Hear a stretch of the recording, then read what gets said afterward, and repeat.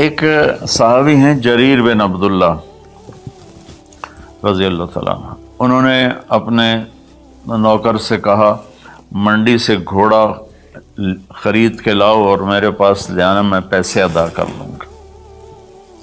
تو وہ منڈی گیا اور 300 میں گھوڑا کی رقم طے کر کے لے کر آیا اور کہا حضرت 300 میں خریدا ہے، آپ پیمنٹ کر رہے ہیں۔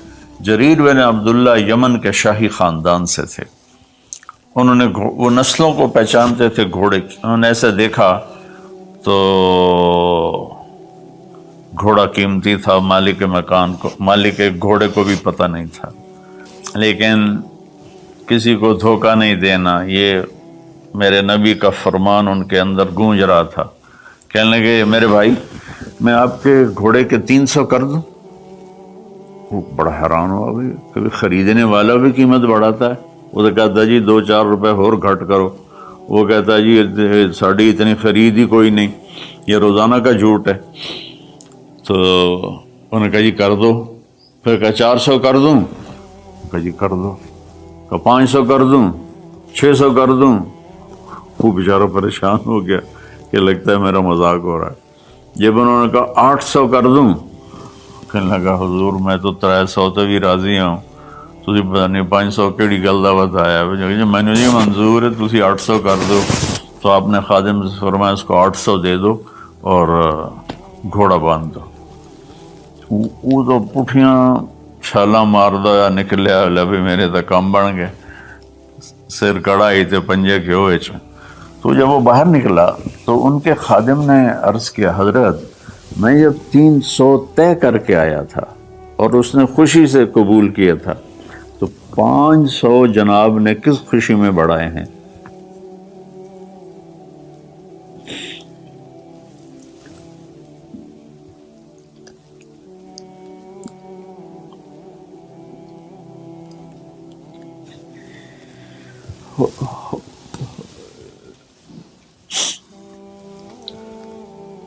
تو آپ نے فرمایا کہ میرے دوست اس کا گھوڑا 300 کا نہیں تھا، 800 کا تھا، اسے اپنے گھوڑے کی قیمت کا خود بھی پتہ نہیں تھا، تو میں 300 میں لیتا تو یہ دھوکہ ہوتا، اور میں نے اپنے نبی کے ہاتھوں میں ہاتھ دے کر عہد کیا تھا، میرے نبی نے مجھ سے فرمایا تھا جریر زندگی بھر کسی کو دھوکہ نہ دینا، سب کی خیر خواہی چاہنا۔ دوسری صفت میرے نبی نے فرمایا حفظ و امانت، کسی کو دھوکہ نہ دینا۔ کتنے لوگ لٹ گئے دھوکے بازوں کے ہاتھوں، گھر بک گئے، بچیوں کے زیور بک گئے، جعلی کاغذات بنا کر مکانوں پہ قبضہ ہے، زمینوں پہ قبضہ ہے، اور عدالتوں میں سٹے لے کر۔ دوسری صفت میرے نبی نے فرمایا حفظ و امانت ہے، آپ نے فرمایا یتب المومن علی الخصال کلہا الا الکذب والخیانہ، کہ میرا امتی ہر گناہ کر سکتا ہے، 2 کبھی نہیں کرے گا، ایک دھوکہ کبھی نہیں دے گا، ایک جھوٹ کبھی نہیں بولے گا۔ تو آج رمضان کے مبارک مہینے میں 2 باتیں طے کر رہے ہیں، جھوٹ نہیں بولنا ہے، فراڈ نہیں کرنا ہے، دھوکہ نہیں دینا ہے، دیانتداری سے کام کرنا ہے، چاہے تاجر ہے، بزنس مین ہے، ریڑھی والا ہے، ٹانگے والا ہے، جہاز والا ہے، نیچے سے لے کر اوپر کی سطح تک ہر جگہ دھوکہ دینے کے موقع ہوتے ہیں، یہ کام نہیں کرنا، دیانتداری سے کام کرنا۔ تیسرا فرمایا حسن خلیقت، اپنے اخلاق اچھے کرنا، اپنے بول کو میٹھا کرنا۔ میرے نبی نے فرمایا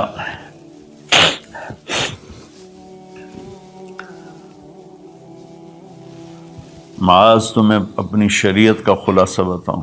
ان کا یا رسول اللہ فرمائیں۔ تو آپ ذرا میری اس سچویشن کو غور سے دیکھنا، آپ نے یوں نہیں پکڑا، آپ نے یوں پکڑا جیسے کاٹا جا رہا ہو، کاٹا جا رہا ہو، یوں کر کے پکڑا اور کہا کہ امسک علیک لسانک، معاذ زبان کی حفاظت کرنا۔ تو انہوں نے عرض کی یا رسول اللہ زبان کے بول پر بھی ہماری پکڑو گی؟ کہا تیرا بھلا ہو، سب سے زیادہ جہنم میں جانے والے غلط زبان والے ہوں گے۔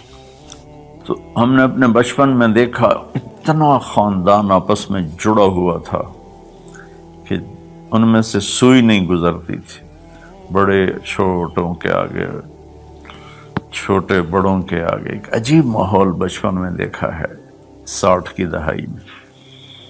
تو پھر جب زبانیں تند و تیز ہوتی گئیں، تربیت ختم ہوتی گئی، خاندان بکھر گئے، والدین ماں باپ میں فاصلے پیدا ہو گئے، بھائی بہنوں میں فاصلے پیدا ہو گئے، قریبی اور دور کے رشتوں میں فاصلے پیدا ہو گئے، خاندان ٹوٹ گئے۔ تو میری گزارش ہے کہ اپنے اخلاق اچھے اخلاق کی انتہا حیا ہے۔ حیا اچھے اخلاق کا سب سے اوپر والا درجہ ہے۔ حیا وہ حضرت عثمان رضی اللہ تعالیٰ عنہ، حضرت ابوبکر تشریف لائے، ہمارے نبی یوں کر کے بیٹھے تھے، یوں، یہ پنڈلی جو ہے نا ننگی تھی، تو ابوبکر تشریف لائے، باہر سے آواز دی کہ جی آ جاؤں، تو آپ نے کہا آ جاؤ، اب اسی طرح بیٹھے رہے۔ پھر حضرت اٹھ کے چلے گئے تو حضرت عمر رضی اللہ تعالیٰ عنہ علیہ السلام تشریف لائے، تو انہوں نے پوچھا یا رسول اللہ میں آ جاؤں؟ آپ نے کہا آ جاؤ، آپ ایسے ہی بیٹھے رہے جیسے آپ مجھے دیکھ رہے ہیں۔ اب شلوار نہیں پہنتے تھے، دھوتی پہنتے تھے۔ تو تھوڑی دیر کے بعد باہر سے آواز آئی حضرت عثمان کی کہ یا رسول اللہ میں اندر آ جاؤں؟ حضرت عثمان رضی اللہ تعالیٰ عنہ تیسرے خلیفہ علیہ السلام، تو آپ نے اپنی چادر کو ایسے کیا اور یوں سیدھے ہو کر ایسے بیٹھ گئے۔ آپ نے کہا آ جاؤ، وہ آ گئے۔ تو جب وہ اٹھ کے چلے گئے تو ہم عائشہ رضی اللہ تعالیٰ عنہ علیہ السلام یہ سارا منظر دیکھ رہی تھی۔ تو آپ نے پوچھا یا رسول اللہ، میرے والد آئے آپ ویسے ہی بیٹھے رہے، عمر آئے آپ ویسے ہی بیٹھے رہے، جب عثمان آئے تو آپ نے کپڑا بھی ٹھیک کیا اور چوکڑی مار کے بیٹھ گئے، اس کی کیا وجہ ہے؟ کہا عائشہ عثمان بڑے حیا والا ہے، یہ اتنے حیا والا ہے کہ اس سے فرشتے بھی حیا کرتے ہیں، تو میں کیوں نہ کروں؟ اگر میں اس طرح ہوتا تو وہ مجھے دیکھ کے ویسے ہی واپس چلا جاتا، وہ ایسے حیا والا ہے۔ تو تیسری بات وہ ہے کہ ہمارے دلوں میں سب سے محبت سے رہنا سیکھیں، پیار سے رہنا سیکھیں، اپنے اخلاق کو ٹھیک کریں، زبان کا بول میٹھا، دل کا جذبہ سچا۔ تو اس اور حیا پاک نام، کبھی کسی غیر محرم پہ نظر پڑے تو آنکھ نیچے ہو جائے۔ اور اپنی بچیوں سے بھی کہتا ہوں کہ اپنے آپ کو کور کر کے چلو، تو حیا سے ایمان مکمل ہوتا ہے۔ اور چوتھی بات ہے عفت فی طعمۃ، کہ رزق حلال کمانا۔ رزق حلال کے بارے میں فرمایا من امسا کالم بعمل یدہ امسا مغفور لہ، جو صبح سے شام تک حلال کمانے میں تھکتا ہے اس کے اس دن کے سارے گناہ معاف ہو جاتے ہیں۔ میرے نبی نے فرمایا جس نے دنیا کو طلب کیا، من طلب الدنیا حلالا، رزق حلال، سعیا علی اہلہ، بچوں پر خرچ کرنے کے لیے، تعطفا علی جارہ، غریب پڑوسیوں پر خرچ کرنے کے لیے، استعفافا عن المسألہ، اور ہاتھ پھیلانے سے بچنے کے لیے۔ جو آدمی رزق حلال ان چار چیزوں کی وجہ سے کمائے گا، اللہ تعالیٰ قیامت کے دن اسے اس طرح اٹھائیں گے اور اللہ سے ایسی ملاقات ہوگی کہ اس کا چہرہ 14ویں کی رات کی طرح چمکتا ہوگا، صرف رزق حلال۔ کئی گناہ ایسے ہیں جو عبادت سے معاف نہیں ہوتے، وہ رزق حلال میں تھکنے سے معاف ہوتے۔ سعد بن معاذ بیٹھے ہوئے تھے ایسے کر کے آپ کی محفل میں، تو آپ کی نظر پڑی ان کے ہاتھوں پر، ہتھیلی پر، تو اس میں نشان تھے، مزدور کسی چلاتے ہیں تو نشان پڑ جاتے ہیں۔ تو آپ نے کہا سعد یہ کیا ہے؟ کہ یا رسول اللہ مزدوری کرتا ہوں بچوں کے لیے اپنے باغ میں، تو وہ میرے ہاتھ سخت ہو گئے۔ تو آپ متوجہ تو ہوں گے انشاءاللہ۔ آپ نے ان کا ہاتھ پکڑا یہاں سے اور یہ دیکھیں ایسے بوسہ لیا، پھر کہا بچوں کو حلال کھلاتے ہوئے جو ہاتھ ایسا ہو جائے گا اس پہ جہنم کی آگ حرام ہو جائے گی۔ میرے نبی نے کہا سچا تاجر نبیوں کے ساتھ اٹھایا جائے گا، کیونکہ تجارت میں سچ بولنا روزانہ ذبح ہونا ہے۔ تاجر کے جھوٹ سچ کا امتحان ہے۔ باقی اپنی زندگی میں بھی بھائیو رزق حرام سے بچو، رزق حلال کماؤ۔ حلال تھوڑا بھی برکت والا ہے اور حرام زیادہ بھی تباہ کر دیتا ہے۔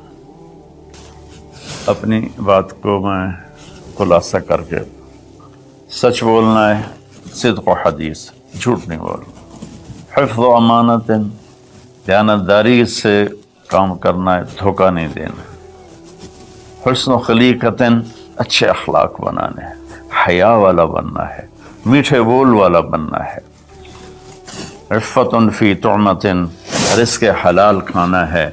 اس کے بعد آنکھیں بند، پھر موت ایسا ہے اللہ کے رب ہونے کی قسم، یہ مرد یا عورت، اس کے لیے موت سب سے بہترین تحفہ ہوگا، بہترین تحفہ ہوگا کہ جب یہ اللہ کی بارگاہ میں جائے اللہ اسے ہنس کے ملے گا، خوش ہو کے ملے گا، اور یہ اللہ کو خوش ہو کے ملے گا۔